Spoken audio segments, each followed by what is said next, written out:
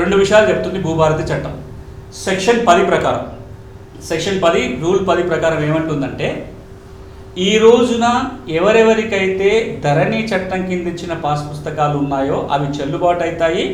భూభారతి చట్టం కింద కూడా పాస్ పుస్తకాలుగా కొనసాగుతాయి. చాలా కీలకం కూడా. చాలామందికి ఒక భయం ఉంది, కొత్త చట్టం వచ్చింది కదా మళ్ళీ కొత్తగా పుస్తకం పొందాలనే భయం ఉంది. కొత్తగా పుస్తకాల కోసం దరఖాస్తు చేసుకోవాల్సిన పని లేదు.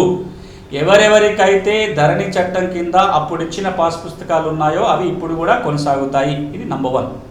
రెండోది, ఇప్పుడు కొత్తగా పాస్ పుస్తకాలు కావాలి అంటే నేను ఇంతకుముందు చెప్పిన మార్గాల ద్వారా భూమి వస్తే ఆటోమేటిక్గా పాస్బుక్ వస్తుంది.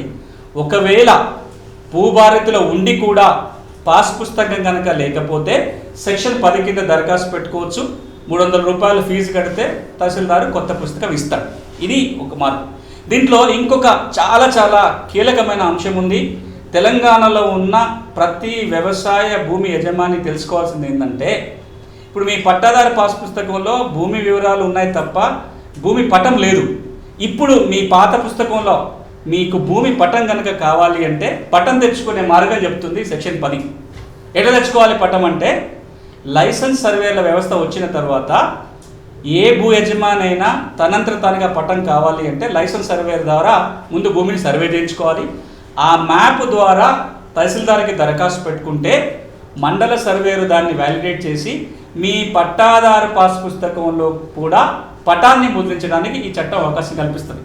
అంటే రాబోయే రోజుల్లో తెలంగాణలో పాస్ పుస్తకంలో పటం రాబోతుంది ఈ సెక్షన్ 10 ద్వారా.